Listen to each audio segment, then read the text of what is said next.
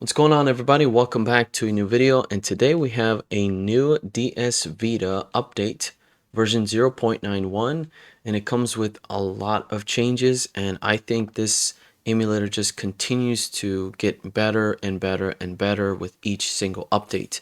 The last one that we had was back in January, and that was working just fine, but there was still quite a few bugs out there, especially when playing certain games. I would find that my whole system would just freeze up when I was trying to play some of these Nintendo DS games, like, for example, the new Super Mario game.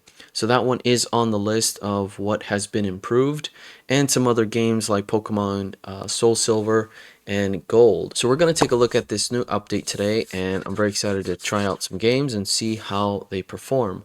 Right now I have all three of my Vitas connected. We have my PS Vita TV, my 1000, and my 2000. Now, as far as my three PS Vitas go, the PS Vita 1000 has version 0.9.0, and the PS Vita 2000 has version 0.8.2, and the PlayStation TV will have the latest update of 0.9.1. And for the TV, we're going to update to 0.9.1.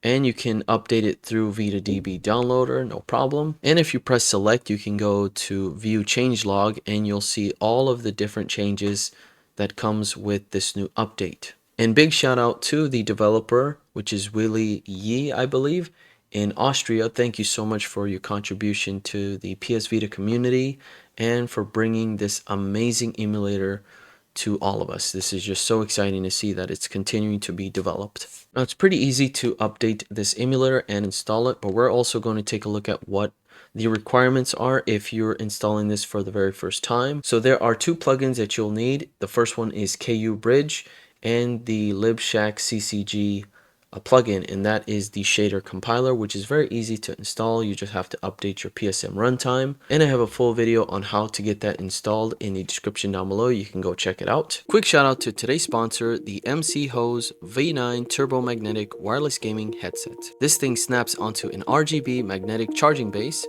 so it's always charged and your desk actually stays clean. Inside, you get a massive 60mm drivers and virtual 7.1 surround, so you can hear every footstep and pinpoint exactly where enemies are coming from. The 90-degree swivel cups and aluminum frame keep it comfy for long sessions, and with up to 2000 milliamps of battery, you're set for a marathon of gaming. It works over 2.4 gigahertz, USB-C, Bluetooth, or wired, and it's plug and play with PC, PS5, Switch, and mobile. Plus, the detachable AI noise cancelling mic keeps your callouts super clear. Testing microphone 1, 2, 3. This is me testing the microphone for the V9 Turbo Plus. Sounds pretty solid. I like it. It's very clean. If you want to level up your audio, check out the MC Host V9 Turbo at the link in the description. Alright, so we're fully updated. Let's go check out this emulator and see what we got going on. And we're going to compare different versions in this video and show you how it performs. So right away, we do have several changes. At the top, we have global settings. If we check the previous version, this is my PS Vita 2000, we don't have the global settings at the very top. So you can see that there is a little bit of a difference. The window on the right side has changed just a little bit. On the new update under GoldenEye, you'll see the little thumbnail, but no options to change settings like the previous version. So let's press X and you'll go into the settings here for the game. And this was just kind of what the settings you could mess with before you launched the game. Going back to the PS Vita TV, if we press X on this game, we now have a ton of different options to allow us to adjust some of the settings for better frame rates, and just to have a better compatibility for the game that we're trying to play. Let's go back and check out the global settings. Custom screen layout, add a custom layout, and it looks like we can save a layout. So that is a nice addition to the emulator here. Now let's go back, and before we launch the game, we're going to take a look at what the settings are. We have our frame limit, our audio, the ARM7 emulation, geometry 3D frame skip, upscale 3D, audio stretching, screen layout, swap screens, and top screen scale with bottom screen scale, language. That is pretty nice. We can actually change the language. Some ROMs only come with one language. Make sure yours is multilingual. Joysticks as D-pad and show debug statistics. That is very nice. And for your screen layout, you can change your screen layout in-game by pressing the PS button along with the L trigger. Now, most games do run on this emulator, no problem, but you want to consider a couple of things, which is number one, the 3D rendering. So games that are using both the screens for 3D will have bad frame rates. Some effects like fog are unimplemented. 2D rendering is mostly complete. The ARM7 HLE will not work with most games, so disable it if certain games don't boot further. So we're going to test the new Super Mario Brothers game here. And we're going to take a look at the settings. So audio, disabling audio can give a performance boost. So we're going to leave that off. The ARM7 emulation, so accurate LLE, slowest but best compatibility. Sound HLE is 10% faster but reduced compatibility. HLE is 15 to 20% faster but is the worst compatibility. And use accurate LLE if game crashes, get stuck, or bugs occur. So we're going to test this out with HLE and give it a shot. Let's see how this goes. Launching a game for the first time is going to take a little bit to get loaded. So just keep that in mind. And obviously, what is recommended by the developer is to have the overclock plugin saved. So there we go.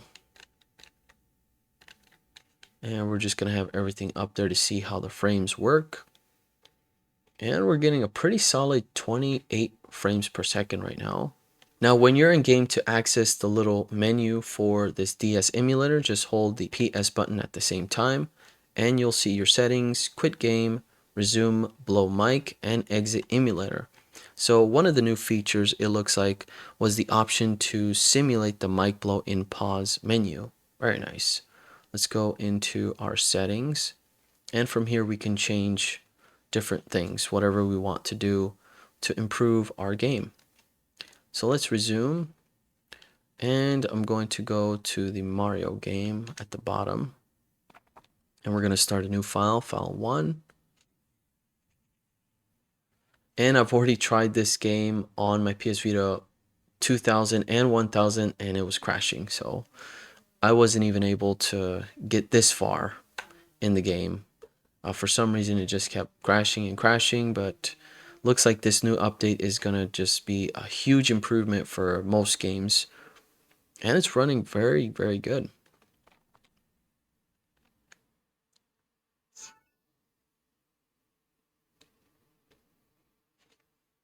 All right.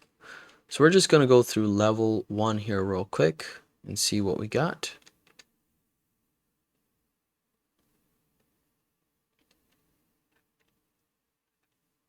All right, so here we go. We're playing New Super Mario on the PS Vita.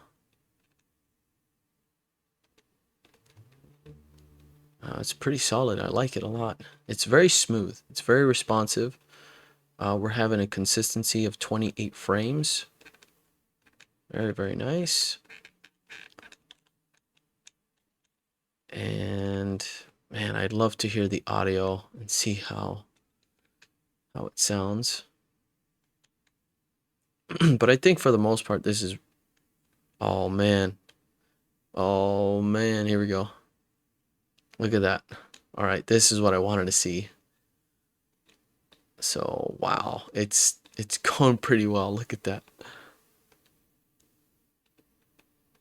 Come on, there we go. Uh-oh. Wow, so it really stayed consistent in the frames there. It dropped to 27, but not too bad. I'll take it. And again, we're just going to continue to see improvements on this emulator. And this developer has been very active on the development of this emulator, just because we just recently had an update back in January, and now we just got a new one here in March. So huge thanks to that dev for working so hard on something like this. And yeah, it's working really, really good. Nice. I like that. We're going to try the game with some audio now. So we're going to enable and see how it's going to run.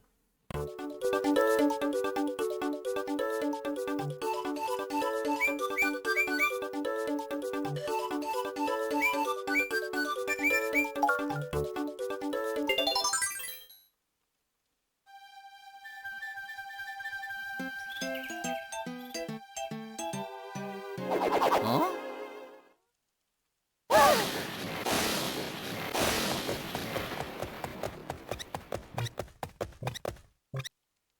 Hmm?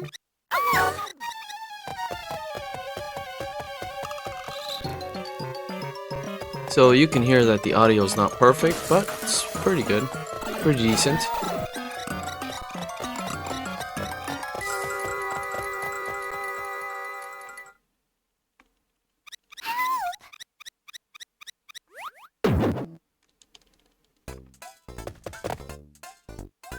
Here I go.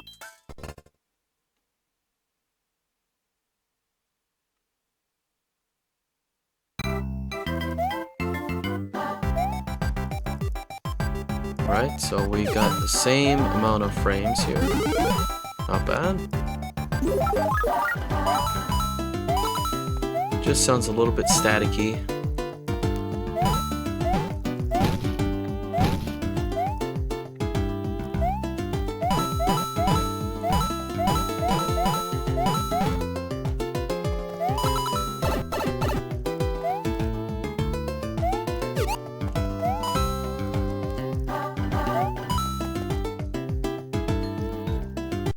Let's try something here real quick.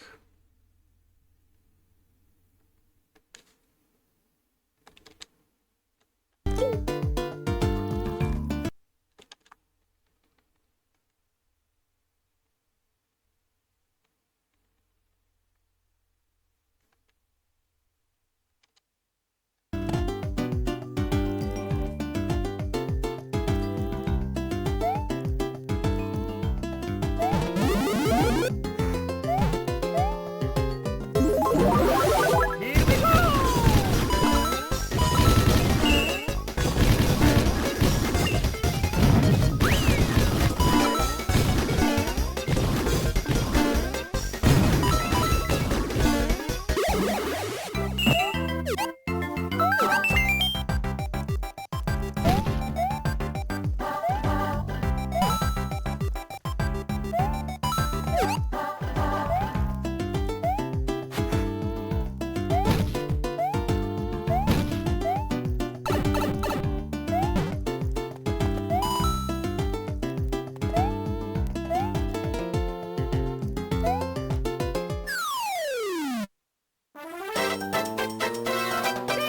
So nice.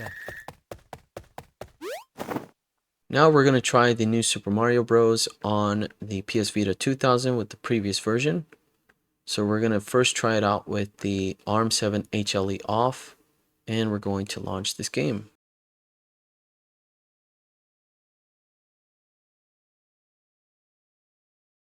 Let's go into a Mario game.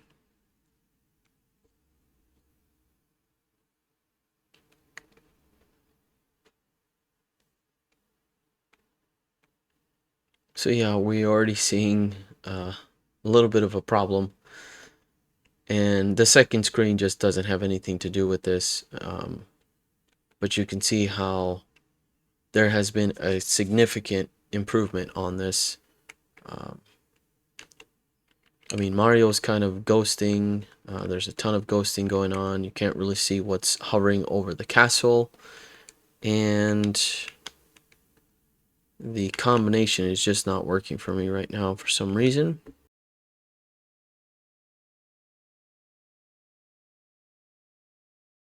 So again, this game just is not working. So now we're going to try it with the ARM7 HLE enabled. And let's launch that game. And we're still seeing some ghosting there. Not so great. So now we're going to go on the PS Vita 1000 and take a look at this emulator and see what we got going on.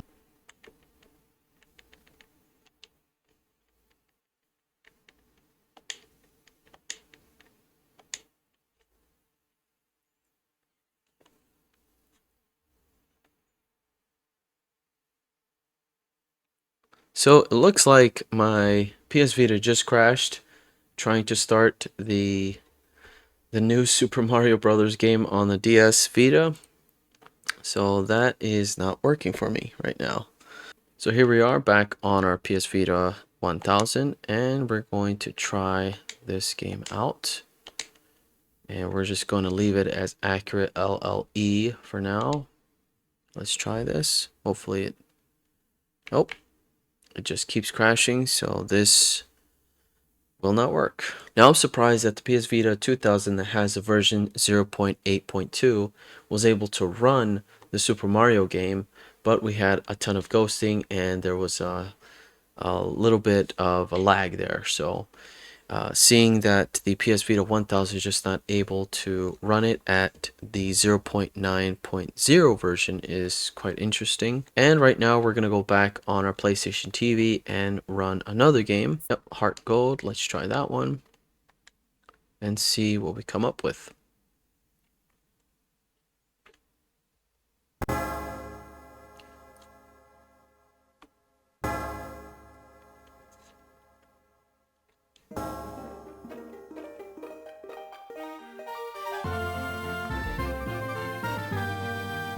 And I'm doing this test side by side with the two screens just because we have a little bit more of 3D going on with this game.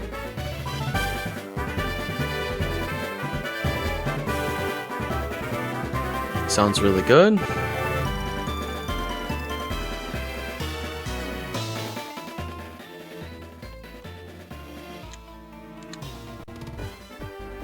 Look at that beautiful legendary. Nice. HeartGold version. We're having consistency of 20 to 30 frames. Very good. Gotta go with Cyndaquil, guys. I'm a fire type kind of guy, you know what I mean? Come on, man, I ain't trying to do all that, man. Get me to the place of Pokemon, man. Damn. What do you mean, wait a second? I ain't trying to do all that, man. Alright, finally got our Cyndaquil. And we're just gonna see if we can get a Pokemon to appear and get into some battle. Some battling. Here we go. Ooh, a little rough.